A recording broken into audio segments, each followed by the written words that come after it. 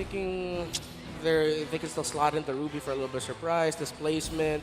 They have 2 frontliners already. They might even go for a bit more utility for Boloyski. It's interesting, the Matilda is actually still wide open. No one's taking it out. That's what I was going to say earlier, right? Yeah. It's kind of weird that Matilda just kind of slips through, but that's the adaptation, right? So far up to this point, now that we're in knockout 2, what is this last pick for Boloyski? What does he want to go ahead and roam with? I would assume it's a little bit more on the tankier side to kind of extend some of these fights. You already have a Valentina to help you out. Well, Ruby. Here goes the Ruby. Ruby comes through. So, great pick-off potential. Yep. Great usage. We've seen this before with Boloyski, a signature hero pick. It's definitely going to be the only thing about the Ruby is Novaria is going to be troubles. Even the Wanwan's going to be hard to catch. A lot of those things are going to be down to Luke here to be able to dive into the backside. You know, the jobs are definitely going to get divided here between the team. True. Maybe it's just not because I'm the best Arlot player in the world. I'm okay with it. But when I see a Ruby in the other team and I'm an Arlot, I'm so worried. Because one quick little second skill from the Ruby will just completely break my tempo. And if it comes alongside a pull as well, then me, Arlot, being annoying, dashing around, going everywhere, I'm not going to be able to do that. But then at the same time, the way GEEK fam play with this Ruby, they just have an understanding to it that is unparalleled. Man, as we get loaded up here, I think we're still going to take a look possibly at the comparisons of these drafts, but you got to admire that right there. As once again, both teams kind of getting situating. You can see the lineups one more time across from it. But hey, it sounds like we're going to be jumping right into the game. And it starts off here, game number 1 in the best of 5, knockouts 2, between GEEK fam from Indonesia and BLACKLIST International from the Philippines. Who starts off on the right foot? Yeah, so you see here, actually, they put a little assistance there, UN Renegade, on being able to clear that purple buff for Sensui a little bit faster, just so he can match up to the clearing and rotating speed of that Baxia. I'm going to be interested to see who's going to be a little bit more heavier to commit into that Little Wanderer, and if BLACKLIST are going to commit their 2nd or 3rd turtle signature lane switch. I'm already thinking a little bit ahead, but that's something the BLACKLIST International does for the early game. That's part of their play style. So UA already taken a lot of aggression early on against a boy, and in a way, I feel like a boy is even someone that kind of falls under the radar a little bit with a lot of these just star players so far that you're seeing kind of unfold here, build their own kind of legends in their own right. But so far, as things kind of unfold, right, anything emblem-wise that stick there on cue. Does it anything that sticks out here, Renmar? Well, actually, you're seeing the EXP laners now doing a very popular thing, picking up Rupture.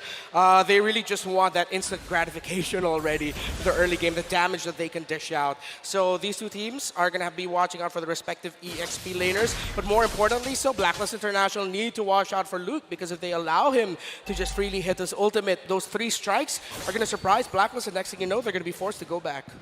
I think as we take a look at this too, kind of things unfold, it's just leading into that first objective. This is one of those games, one of these teams that they take it slowly, right? Lead into these objectives. We already saw the breakdown between the Lord takes. Now, again, you're against Sensui. You have to be able to go ahead and take on this turtle dance later on. But look at him topside. We'll have Marky with the 1v1 right now. Blazing duet. First blood for Marky, 2 minutes in. Turtle hit still going on, though. Wow. So with that, GEEK fam's going to get the first blood. They force out a flicker from Edward. Oh, another one. GEEK fam popping off quick in the first few minutes. Well, this is what we're talking about. Number 1, you got to be stone cold in this series. You can't be a little bit too eager, just like what Oheb showed there. Market hit level 4 just in time, but now there's an invade by GEEK fam. GEEK fam taking the orange buff. Sensui going to be denied of that. We're literally 3 minutes in, and this is something I was a little bit worried about. BLACKLIST does have a very soft mid-side for the laning phase. GEEK fam are going to be able to punish that if they want to. Yeah, you mentioned it, the key thing, that very squishy double mage or support style of roam and mid duo. When you're up against a Valentina and or Ruby, you saw there actually in the bottom lane, in the EXP lane of Edward, how a simple 3-man rotation by GEEK fam sent BLACKLIST International back, forced Sensui to reset the turtle, and the fact that Oheb lost the 1v1 to Marky, now going all the way back to what happened in the bottom lane, BLACKLIST just had to give up control of that turtle and they couldn't contest, but that also meant they were susceptible to getting invaded, because GEEK fam are confident to do that with the turtle shield buff. This is crazy, right? GEEK fam they're playing at a different tempo than what we've seen at least previously. So even a boy with this, he's going to be fine. He has the hard guard himself here to work around. Takes a couple shots, but this lead so far that GEEK Fam has garnered themselves is going to transition really well. You see Marky already picking up the DHS. Niall going to go into the hunt right now. Okay. Oheb up against Marky once again. Hard guard comes just in the nick of time, but GEEK Fam are not done yet. They're going to push under the tower. Bloisky with the I'm offended, and Oheb goes down. It's 3-0, 4 minutes in. GEEK Fam controlling the game. And now GEEK Fam with a great understanding of the priorities of Blacklist International in the map. 4th minute, 4-man gank onto the top side to get another kill onto Oheb. And right now, for our international viewers, you're seeing the reason as to why Marky has been hailed as the gold standard. He has been the mentor for gold laners in the Philippines. I thought Bloisky stole that for a second. He tried. Yeah. They're just going to keep putting the pressure right now. This is going to be most likely Turtle once again going to the hands of GEEK Fam. They have this lead. Luke's feeling pretty good, and they'll take it. So another objective taken.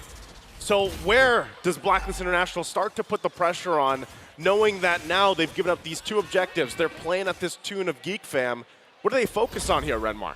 At some point, they're going to have to call for a switch or maybe just give up 1 turtle and just gank a lane altogether, maybe 4 or 5-man dive alongside Oheb to give him a little bit of a lead already. Because right now, GEEK Fam are just controlling every turtle or wherever Luke is. Again, the difference between the Lapu-Lapu Arlot matchup, the XP lane right now, for GEEK Fam is just a little bit more, how do we say this, proactive around the map. And it's really affecting the turtle or objective focused playstyle of Blacklist International. You know, normally I would say that this isn't the end of the world for Blacklist. Oh, yeah. But the thing is one of the things that GEEK Fam has done, it's not like they got 3 of these kills onto Sensui or the Roamer Renijay. They get 2 of them onto Oheb, which is huge for GEEK Fam. Blacklist might try to get another one here. They're going to try to work on this tier 3 on the top side. Oheb will get caught. Heartguard comes in terrified, and he's taken out. Renijay forced to back off, and GEEK Fam take the first tower of the game. So that's tough. You know, you were just talking about Oheb, how he had those 2 deaths. Now he's got 3. He's kind of just shut down right now in this lane. So this is what it transitions to, right? You have to be able to build back up. It's good that you got that purple, but you know, with that, again, your gold lane is struggling. Look at the deficit here between the gold lane. Yeah, now Blacklist International are definitely going to be playing into the late game.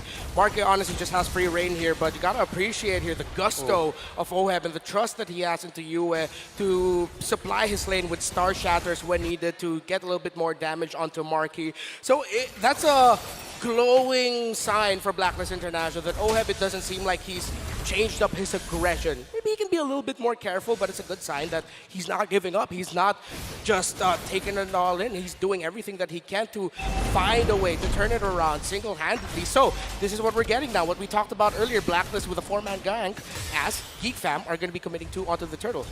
Okay, so again, focusing it. Yeah, that's another turtle.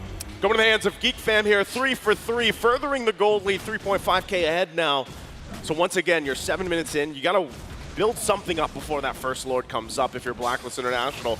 And then look at the pressure still going. Now going to come in, another I'm offended on to Sensui. We're going to pull him in, take him out. Bloisky finds the kill. GEEK Fam going to back off. They got what they came for. That's 5-0. This is a huge lead for GEEK Fam. I think this is now a sign for Blacklist International that especially when you're up against GEEK Fam and Bloisky has one of his comfort picks and you're playing a heal or support type roamer, a squishy roam mid duo, it's gonna be difficult. And add to that the fact that the Arlot versus Lapu-Lapu right now, Luke just has Edward in check. It's no surprise that GEEK Fam, with their systematic aggression, has just taken control of this game right now. They're moving like the Ford assembly line. Henry Ford himself would be proud of the efficiency of GEEK Fam right now. Very efficient, right? I mean, that's the other thing is you have to, we were building it up into it. They talked about this a lot in the panel leading into this matchup. It's going to be a different GEEK Fam, at least from what we've seen for the previous games so far, you know, back in Knockout 1 even. And so far, it looks like they've just refined the playstyle. Again, they have a huge lead right now against Blacklist International. It's not to a point where it's dire, but Sensui might be in trouble again. And I'm offended lands a mark into the back line with a blazing duet, putting tons of damage down on Renijay, trying to find you. Flickers back, Oheb in trouble now. Luke comes in with the bravest fighter and finds 2. BLACKLIST International crumbling under GEEK right now. Wow, the miracle of Indonesia are making magic work right now. Away from their home country, well, for Beloyski and Marky, they're back home. They are doing so well in this lower bracket matchup, in this elimination match, completely dominating. And it looks like they've really come into this with an understanding of how they want to play and how BLACKLIST wants to play. And they're just taking control. And what they're doing so well right now is they're combining, their team fight, their 5v5, clean mechanics, but they're also adding the macro level. They've been attacking the off lanes. They've been suffocating BLACKLIST so well. And with that, Lord taken here once again. Objectives clearly all for GEEK fam. There isn't even a single turret down just yet for BLACKLIST International. They're going to have to find some way, somehow, to get movement, space around the map at some point, but right now, it's just trying to catch your breath, right? Again, looking at the gold lane specifically, Oheb is just not where he needs to be to even provide. When he gets the crossbow tang off, it's most likely not going to even get rid of anybody. So still, how much time do you buy here for BLACKLIST? At this point, they're going to have to buy a lot of time or punish a attempt by GEEK fam to end the game early on. We've seen it happen so many times. They go into the inhibitor, they dive it, but then it just doesn't turn out well for them. Conceal play by Beloyski. Conceal play is coming. GEEK fam decide not to overextend themselves. Another wave will be coming down the mid side. Not able to break an inhibitor just yet, but they still gain a lot of ground, and 2 more waves coming soon. Ooh. Yep, the shots are starting to hurt. Beloyski's going to take that one, get back to base. Again, you're nearing that 10,000 gold deficit for BLACKLIST. Beloyski. Too close. Still playing with danger here, right? Yeah. Also, big item pickups here. Oh boy, just got the Divine Glaive, as if he's not already doing enough damage. You can see it, right? But there is a struggle here. And the fact, too, that Oheb is on the 2nd of damage received, it's been a tough time for the gold lane for BLACKLIST. Yeah, and I don't think BLACKLIST International are too surprised. Well, I'm sure they're surprised that GEEK fam dominated the game so quickly in this fashion.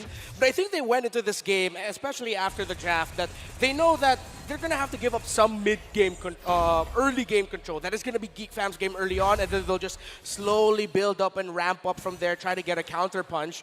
But GEEK fam respected that. They didn't allow BLACKLIST International to get that turnaround moment that they were looking for, especially in the earlier skirmishes. So now it's just going to be full turtle, and by that we mean full base defense as US still securing that purple buff for BLACKLIST International. He's been on point. I feel like at this point you can add a sound effect to the Star Shatter as it's flying. It's just going US. Probably, right? But what he's got to do is obviously he's scaling pretty well. And as the game goes on, let's just say 5-8 minutes from now, if this is still going on, then some of that poke potential from UA is actually going to play a course in a lot of these team fights leading on, right? But right now, it's just, like I said, 10,000 gold deficit. There's the Wind of Nature being picked up. Is that the sign now, Renmar, where, okay, we can at least take a little bit of shot here to actually fight, to contest? We have a Heart Guard as well. It's 28K to 38K and about to get there. I think even with a Wind of Nature, this will be a bit too risky. So at this point, BLACKLIST International counterplay looks good, I mean, honestly, I feel like the only member that's honestly a saving grace is UA. He's the only one that has gone deathless so far. He's been able to farm. He's been able to use the range of that meteor to farm purple buffs, to farm some waves here and there when the rest of the team can't. GEEK fam should be able to get this Lord uncontested. BLACKLIST deciding to go for the upper lane, deciding to macro a little bit, and then turtle back up. Yeah, again, they got to get some space to work around, right? Even if it's just one turret at a time, that's really where they want to focus. And as they kind of get situated here, they're going to have to defend now. Once again, second Lord of the game. High ground defense-wise, you can expect that GEEK fam has the tools they need and the lead they need to actually force a fight, even if BLACKLIST doesn't want to. Yeah, this is what we call throwing bodies. Like GEEK fam can literally just throw bodies and try to end it here. They still have to be careful, but it looks so easy for them. Speaking of throwing bodies, a big I'm offended locks on Oheb, the Heart Guard. Able to maybe save him. He's backing up, he's fighting, he's trying to get away. They're chasing him down, but he's still able to pull it off. Oheb, flickers back in. Oheb over to safety. The Lord is coming into the base. GEEK decide to switch lanes as Niall keep 2 members distracted. Who's just going to keep home? He's going to let Oheb go back. This might be the end for Renegade. The Lord is going to crash in. GEEK fam ready to break through. Luke looking for that big hit onto the backside. Oh! Someone go away. Bloisky goes down. Sensui able to find him. Marky gonna chip away at the mid inhibitor. Geek Fam still backing off. They were able to take 2 towers down, still holding a large gold lead. It ain't over till it's over. It doesn't look good for Blacklist International, but you gotta admit, what Oheb and Renegade did there may have saved the sequence for Blacklist International, buying enough time, making sure that Nile wouldn't be there, and that meant Beloyski had to be the main front line for Geek Fam in that scenario, and he falls in a Blacklist. Can they find a window to somehow break a turret, to find a few more resources to turn the game around, or is Geek Fam still gonna continue applying the chokehold? Still a strong chokehold, right? 12,000 ahead. And once again, Blacklist International has no space to move around with. They don't even have a turret at this point, but if they can still survive some of these fights, punish a mistake, they could possibly at least get a body or two, but look at how much Geek Fam wants. Dive. Bravest Fighter lands on a Sensui. The stun connects and Sensui goes down. Geek Fam, don't come out just yet. This is still our jungle, but a boy gonna get caught off, forcing the winner. Junchy on Marky getting free shots. The Terrified and Edward taken out. 2 members of Blacklist fall. Geek Fam still inside of the base. A wave of minions closing in on the top side. Oheb maybe gonna get a hard guard here. Marky gets a hard guard for himself. He's gonna lock onto the base, and Geek Fam against the odds take game number 1. A very strong showing here for Geek Fam as they come out refined and ready to go against the home crowd, Blacklist International. They start off the series hot, stone cold. Our Geek Fam, if the Filipino fans in Blacklist thought this would be a walk in the park, Geek Fam had other plans today. What a run. What a run. What a run. This is game number 1 in Geek Fam. I mean, we thought they could win, but like that, 12K gold lead at the end, and you guys talked about throwing bodies. They were literally able to do that. It didn't matter if one of them went down. With such a lead, they could just lock onto the base. A beautiful heart guard there to make sure Marky could just unload. It's weird because, you know, we were